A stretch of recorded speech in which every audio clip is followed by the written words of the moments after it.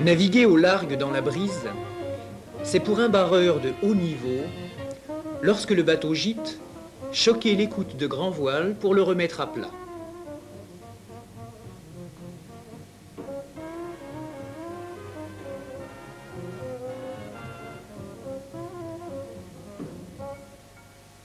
Et aussi abattre pour conserver l'angle de la voile par rapport au vent, afin de garder une vitesse maximum.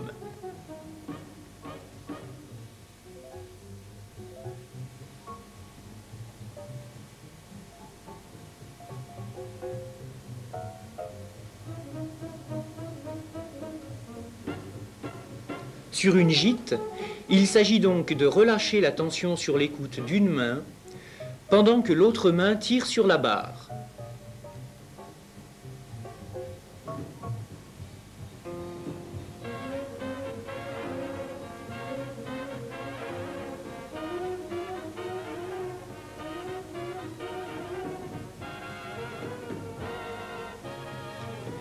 Répondre à une gîte, c'est donc coordonner deux actions qui sont relâcher, tirer.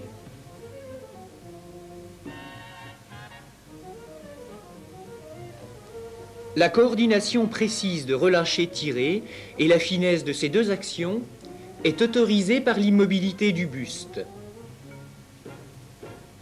Naviguer au large dans la brise, c'est aussi lorsque le bateau contre-gîte, border l'écoute de grand voile pour remettre le bateau à plat.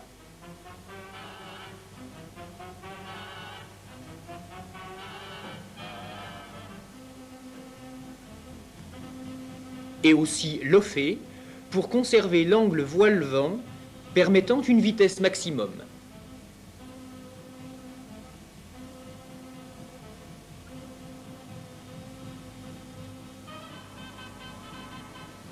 Sur une contre-gîte, il s'agit donc de tirer d'une main sur l'écoute et de pousser de l'autre sur la barre.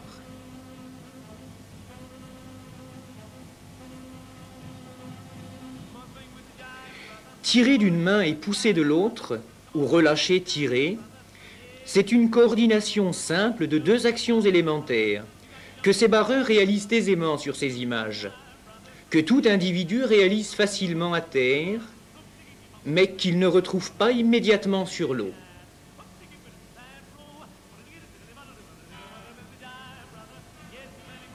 En général, sur un bateau, que se passe-t-il ?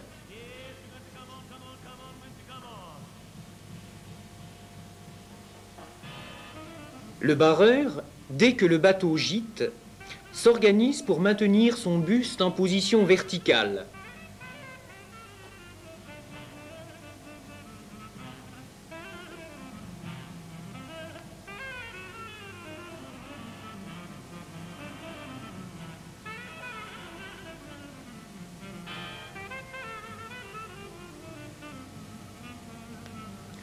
Ou bien se penche en arrière en emmenant la barre et l'écoute. Mais dans les deux cas, la barre et l'écoute sont utilisés comme point d'appui supplémentaire.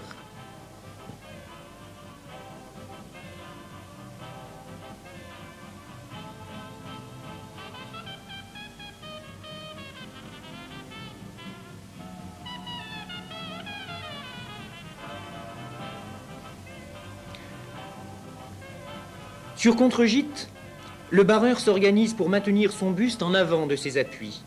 Il plonge alors brutalement dans le bateau en s'aidant de la barre et de l'écoute. Ou bien, le buste seul rentre dans le bateau, mais en perturbant l'action des mains sur les commandes.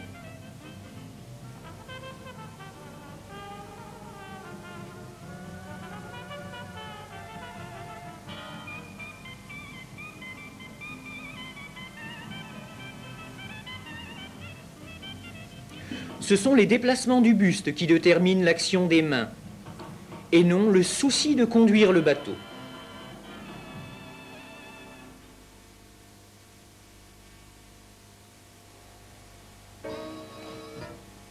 Les déplacements du buste n'ont finalement comme objet que la conservation de l'équilibre du barreur.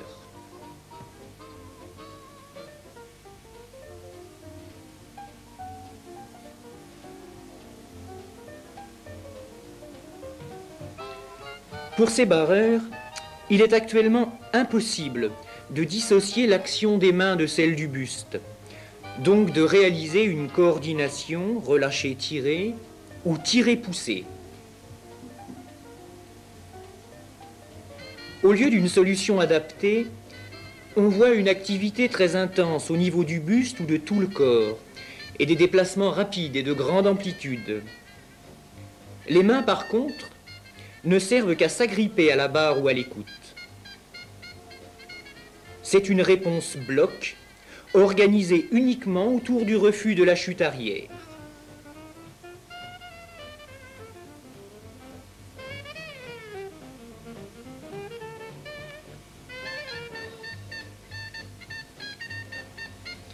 Ici, les deux mains agissent en coordination lorsque le buste est immobile. Et chaque action est réalisée correctement.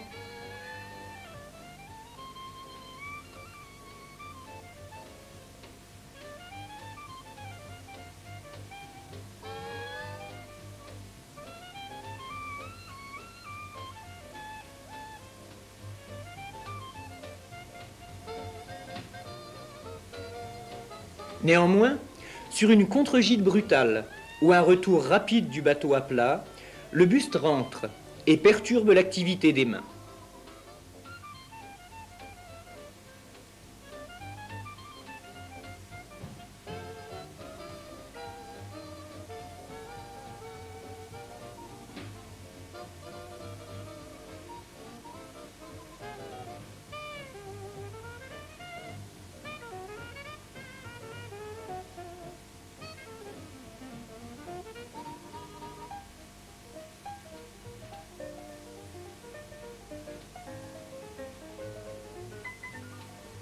Sur une gîte, le barreur se penche en arrière, en emmenant la barre, mais en relâchant l'écoute.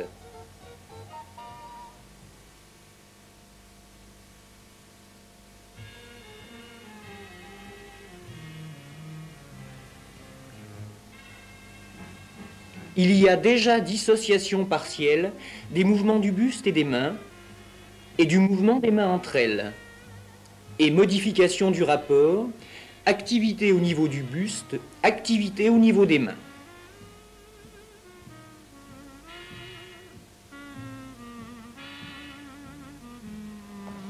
Relâcher-tirer ou tirer-pousser, cela semble fonctionner ici, et même se coordonner lorsque le buste du barreur est fixe.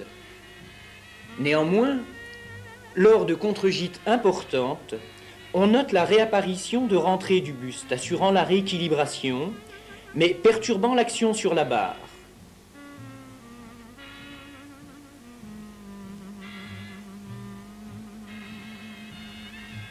L'activité des mains sur la barre et l'écoute commence à prendre le pas sur les réactions posturales et à se différencier.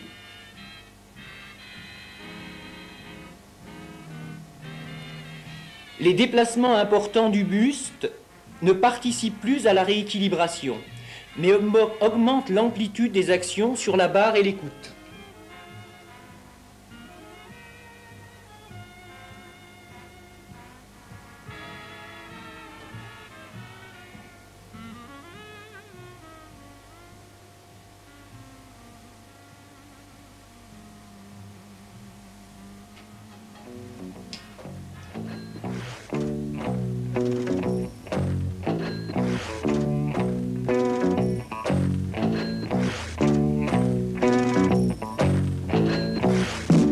Le rapport activité du buste, activité des mains est dans ce cas complètement renversé. Quelles que soient les variations d'assiette du bateau, le buste en est totalement solidaire. Et sur ce support très stable, les mains exercent des actions constantes, très précises et coordonnées.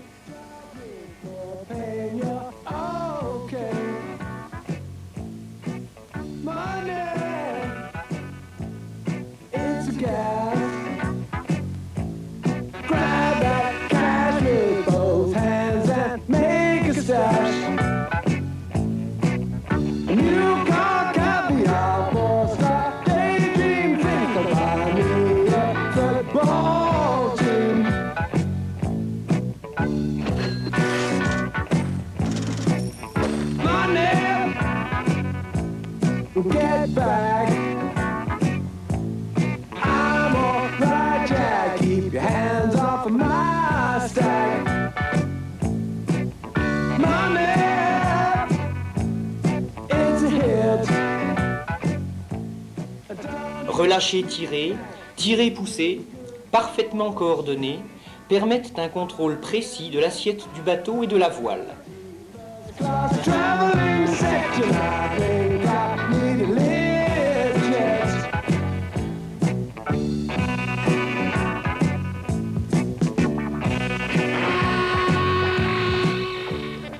Sur ces images, on voit un contrôle du bateau très précis.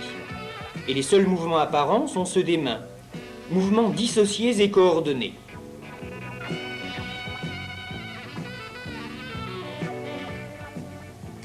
Sur certaines contre-gîtes, le buste rentre, mais ses déplacements sont compensés et ne perturbent pas l'activité des mains ou leur coordination.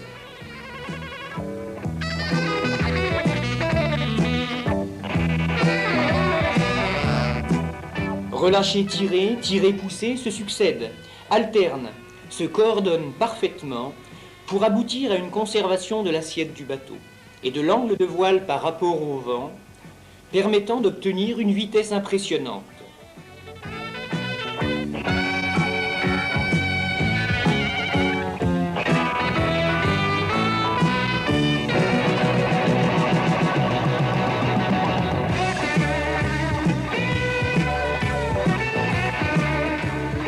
La stabilité et la vitesse de ce 4,70 dans la brise ne sont pas proportionnelles à l'activité apparente du barreur. À ce niveau, la seule activité visible est celle de la main agissant sur l'écoute. Il devient difficile d'isoler des réponses sur gîte ou contre gîte. L'immobilité du buste autorise une parfaite dissociation et coordination des mouvements rapides et de grande amplitude sur l'écoute et d'actions précises et fines sur la barre.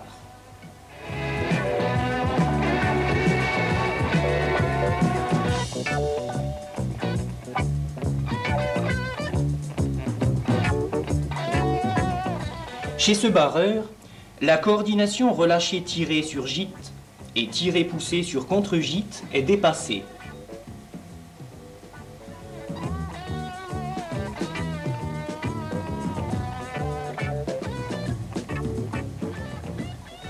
Elle devient sur contre-gîte, plonger en avant pour attraper et se pencher rapidement en arrière pour tirer, plus fort et plus vite avec une main, tout en poussant de l'autre.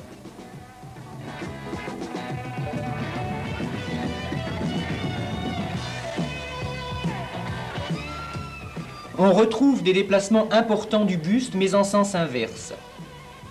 Ce déplacement du buste en arrière pour tirer sur l'écoute est rigoureusement compensé par le déplacement de la main qui agit sur la barre. Cette coordination nouvelle représente un niveau très élaboré de dissociation segmentaire, de compensation des déplacements et de coordination des actions.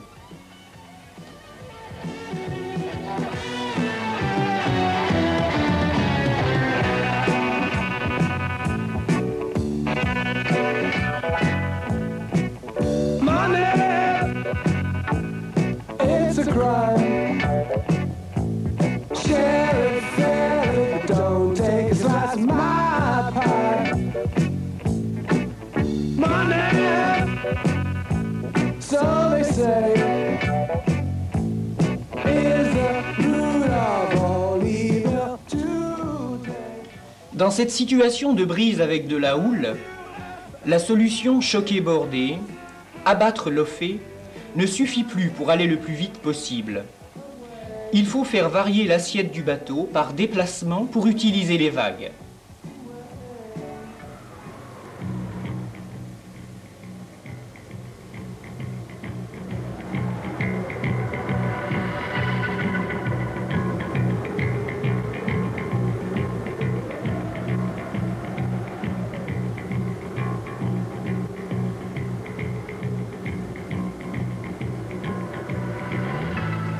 Voici les conseils donnés à l'équipe de France de voile par son entraîneur. Avancée de l'équipage. Barreur à cheval sur la barre d'écoute. L'avancée de l'équipier lorsque le bateau bascule au sommet de la vague. C'est lui qui le fait basculer en fait. Et l'équipier en travail incessant longitudinal. Les traves ne doivent pas décoller de l'eau ni enfourner. Il y a intérêt à avoir des listons antidérapants et antidérapants juste en avant du haut-bord. Voilà, une bonne position là, en attendant que la risée arrive. Tous les autres, y compris les barreurs qui sont derrière la barre d'écoute, à ce moment-là, sont beaucoup trop reculés. Il faut aussi s'essayer sur le spi lorsqu'il commence à dégonfler un coup sec, pas ramener une grande traction d'écoute, mais un coup sec. Voilà, c'est mieux. Oui, allez, c'est parti.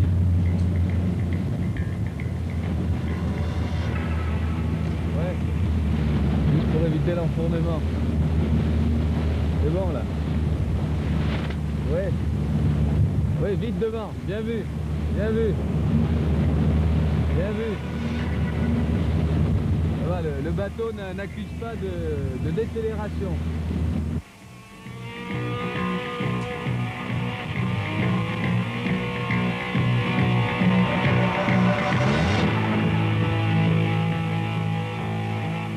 L'équipier se trouve confronté à un problème nouveau.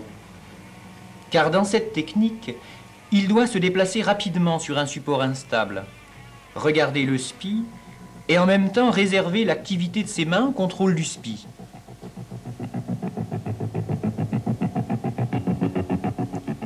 Quant au barreur, la coordination exigée devient relâcher-tirer ou pousser-tirer, tout en se déplaçant sur un support instable.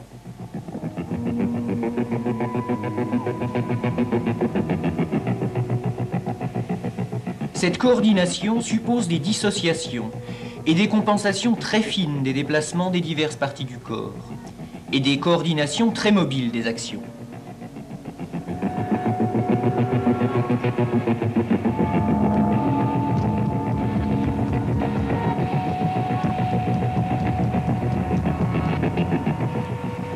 C'est la compétition qui oblige les champions à inventer en permanence des solutions de plus en plus fines. L'enseignant doit connaître ces solutions, qui représentent le niveau actuellement le plus élaboré de l'activité humaine sur un voilier. Mais il lui serait inutile d'en faire directement un objet d'enseignement, un modèle, que l'élève doit copier ou reproduire. L'enseignant doit analyser cette solution et déterminer quelles exigences elle impose.